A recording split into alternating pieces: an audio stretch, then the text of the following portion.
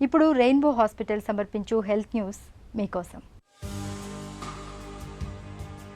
రోజుకు 1-2 కప్పుల కాఫీ అయితే పర్లేదు, కానీ అంతకు ఎక్కువైతే మాత్రం అనర్థాలు తప్పవని హెచ్చరిస్తున్నారు ఆస్ట్రేలియా పరిశోధకులు. మితిమీరి కాఫీ తాగడం అనేది ఊబకాయానికి దారితీస్తున్నట్లు తాజాగా ఒక అధ్యయనంలో గుర్తించారు. కెఫీన్ రహిత కాఫీ సేవనం చేసే వాళ్ళకి ముప్పు తప్పదని చెబుతున్నారు నిపుణులు. రోజుకు 5 కప్పులకు మించి కాఫీ తాగే అలవాటు ఉన్న వారిపై పరిశోధన చేసినప్పుడు వారిలో ఊబకాయంతో పాటు మరెన్నో మొండి వ్యాధుల ముప్పు పెరుగుతున్నట్లు గుర్తించారు.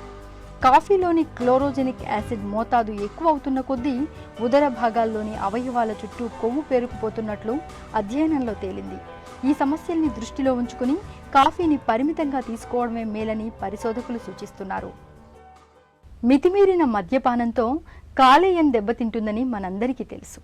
ఇందులో ఎవరికీ సందేహం లేదు. కానీ అదే మద్యం కాలేయంతో పాటు మన శరీరానికి ఊతగర్రల్లాంటి ఎముకల్ని దెబ్బతీస్తుందని మీకు తెలుసా? మీరు వింటున్నది నిజమే. ఎముకలకు ప్రాణాధారమైన ప్రాణవాయువును, రక్తాన్ని మోసుకెళ్లే కీలకమైన సూక్ష్మ రక్తనాళాల్ని మద్యం దెబ్బతీస్తుంది. ప్రత్యేకించి తుంటికీలును నిర్వీర్యం చేస్తుంది. మద్యపానం అలవాటు ఎముకలకు ఎలా ముప్పుగా పరిణమిస్తుందో డాక్టర్ని అడిగి ఇప్పుడు తెలుసుకుందాం. ఏ వాస్కులర్ నెక్రోసిస్ అంటే రక్త ప్రసారం లేకపోవడం వల్ల చచ్చుబడిపోవడాన్ని నెక్రోసిస్ అంటాం. దాన్నే బోన్లో వస్తుంది కాబట్టి దీన్ని ఆస్టియో నెక్రోసిస్ అని కూడా అంటుంటారు. ఈ రక్త ప్రసారణ తగ్గడం అనేది ఎక్కువ భాగం ఎస్పెషల్లీ హిప్ జాయింట్లో కానీ, లేదా ఈ ఫుట్లో కానీ, లేదా రిస్ట్లో కానీ ఫ్రాక్చర్స్ వల్ల ఏ వాస్కులర్ నెక్రోసిస్ వస్తూ ఉండేది ఇదివరకు.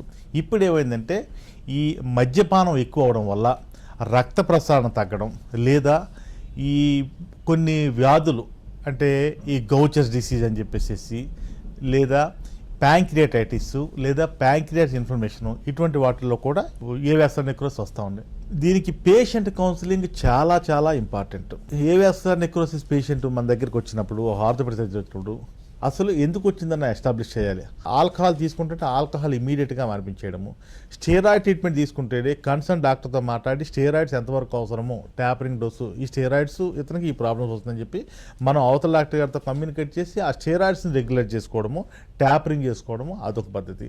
ఇంకా కొన్ని అన్అవాయిడబుల్ సిచ్యువేషన్ ఉంటుంది. పేషెంట్ అన్ఫార్చునేట్గా చెప్పాను, ఈ గౌచర్స్ డిసీజ్ కానీ, లేదా ప్యాంక్రియాటిటిస్ కానీ, ఇటువంటి కేసు వచ్చినప్పుడు దానికి ఎవరు ఏం చేయలేము అని చేత ఎస్టాబ్లిష్ అయింది. కాబట్టి దాన్ని మనం ఆ డిసీజ్ అంటే ఈ ఏ వాస్కులర్ నెక్రోసిస్ రావడానికి అంటే ఇది సెకండరీ ప్రాబ్లం అంటుంది. ప్రైమరీ డిసీజ్ ప్యాంక్రియాస్ కానీ, లేదా గౌచర్ డిసీజ్ కానీ, లేదా క్యాన్సర్ కానీ, ఎలర్జీస్ కానీ, స్టెరాయిడ్స్ తీసుకో అవసరమైన ఎలర్జీస్ ఇవన్నిటికి కూడా మనం దాన్ని ట్రీట్ చేసుకుంటే తప్ప ఈ ఏ వాస్కులర్ నెక్రోసిస్ మనం అవాయిడ్ చేయడం కుదరదు. మీకేవైనా ఆరోగ్య సమస్యలుంటే వెంటనే మాకు రాయండి. మా చిరునామా Sukhibhava, ETV 2, Ramoji film city, Hyderabad 501512, లేదా sukhibhava@etv.co.in కు మెయిల్ చేయండి.